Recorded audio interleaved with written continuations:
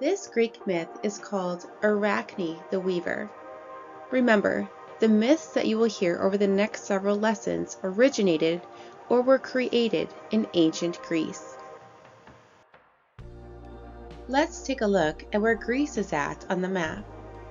Which continent is Greece located? It's on the continent of Europe in red, right here in this black circle. We can zoom in and see present-day Greece in pink. Let's meet the character in today's myth. This character's name is Arachne.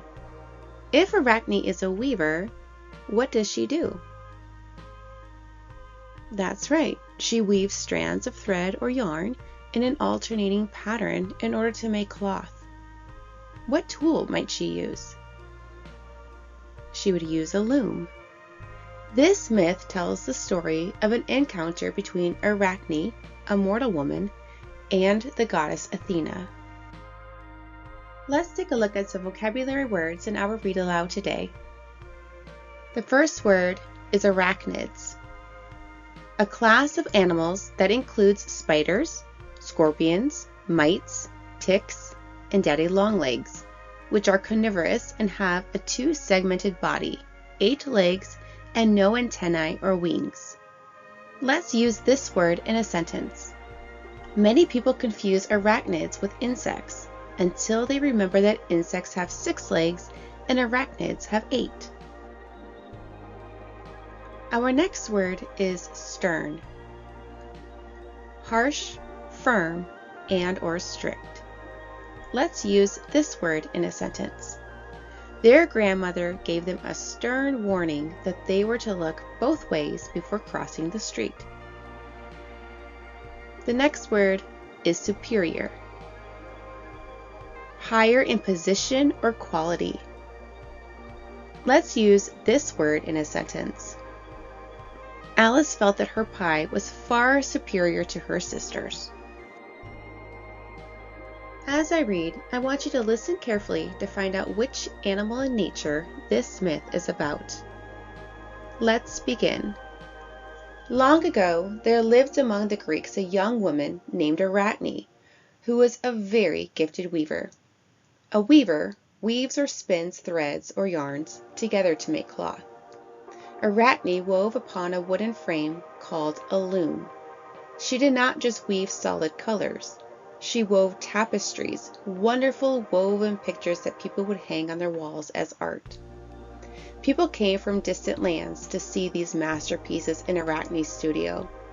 A visitor might comment, "This is amazing! Why, look at the leaves on this tree. They look so real that you almost expect them to move in the breeze. And this deer in the meadow looks as if he's going to turn around and bound away." The visitors would tell Arachne, "You are the finest weaver in all the world." But then they would add, "Except, of course, for the goddess Athena, who invented weaving." Athena was actually the goddess of all handcrafts, not just weaving. At first, when people compared Arachne's work to that of Athena's, Arachne was flattered or pleased by the attention. But as years passed, she began to get annoyed. She would say, "I'm sure Athena is very talented, but look, did you see this one over here?" As still more years passed, whenever people compared her to the goddess, Arachne would angrily say, "I don't care if Athena invented weaving. I think I am the best weaver in the world." Word of this eventually reached the ears of the goddess Athena on Mount Olympus. She decided to visit Arachne's studio to learn if Arachne was truly saying such things. However, Athena did not want Arachne to recognize her, so with her magic, Athena changed her own appearance from a beautiful, athletic young woman. Now, with a wave of her hand and a puff of smoke, gone was the young woman, replaced by a woman so old and bent with age that she had to lean on a walking stick to get around. Of course, inside that body was still the goddess Athena, but no one would have recognized her. In this disguise, she went to visit Arachne, commenting, "Your work is extraordinary, my dear. I am certain that you are the finest weaver in the world, except, of course, for the goddess Athena." Hearing this, Arachne, thinking she spoke to a bent old woman, angrily exclaimed, "I am sick of hearing about Athena. I say that I am the best weaver in the world." Well, there was a puff of smoke, and then it blew away. Who did Arachne see standing with her but the beautiful goddess Athena? Arachne was afraid of what the goddess might do to her, but she took a deep breath and said, "I meant what I said. I am prepared to prove that I am the best. I have 2 wooden looms for weaving. You use one, and I shall use the other. Let us see once and for all who is the best." So the goddess and the young woman chose their colors and started to weave. When at last they stopped, Arachne grinned, for she truly believed she had won. She pointed out all the wonderful features of her work to the goddess. "Look," she said. "See how real the stream looks tumbling down this hillside, and how the water reflects the colors of the sunlight as real water would do? And if you move over here to look, the colors actually change, the way the real sunlight would change." At last, she turned to see Athena's tapestry. Arachne saw at once that the work of the goddess was even finer than her own. Athena had woven a stream, but hers seemed to ripple and move. She had woven clouds that appeared to float lightly in the sky, and above it all she had woven the gods in all of their majesty. Upset and embarrassed, Arachne turned and ran from the room. Athena caught up with her, asking, "Where are you going?" Arachne exclaimed, "I thought I was the best, but you are superior, and no matter how long and hard I work at it, I will never be as good as you are. I shall never weave again." Then Athena grew stern.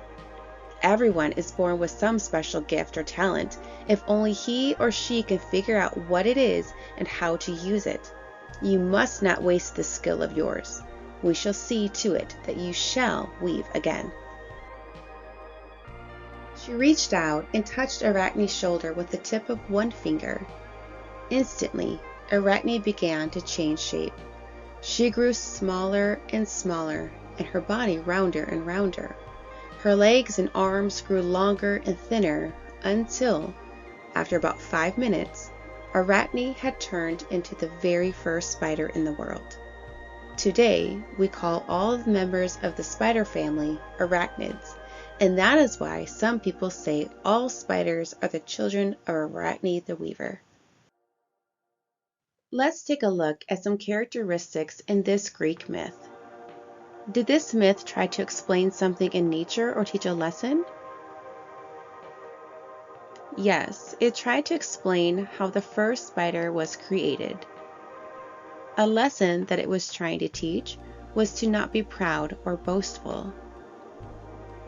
Does this myth have mythical creatures? No, there were no mythical creatures in this myth. Does this myth have any Greek gods and goddesses in the story? Yes, this Greek myth had the character Athena. Take some time to discuss any insights into the ancient Greek culture that this Greek myth explained. Here are some discussion questions. Feel free to pause the video in order to allow time to think and discuss. What animal in nature is this Greek myth about? Do you think there were arachnids in ancient Greece? Why or why not? According to this myth, who created the very first spider in the world? Do you think that this is really how the very first spider was created, or is this story fiction? Who are the main characters in this myth? Which of these characters is a god or goddess? How do you know? Imagine you are Arachne. How would you have felt if people always compared your work to Athena's? Would you have been flattered?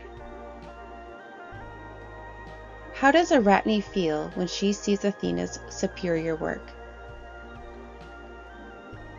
How does this story conclude or end? Why does Athena turn Arachne into a spider and not some other kind of animal?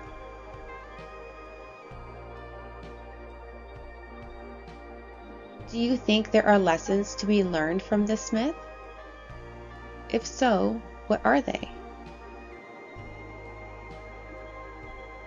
In the read aloud, you heard Athena say, "Everyone is born with some special gift or talent, if only he or she can figure out what it is and how to use it."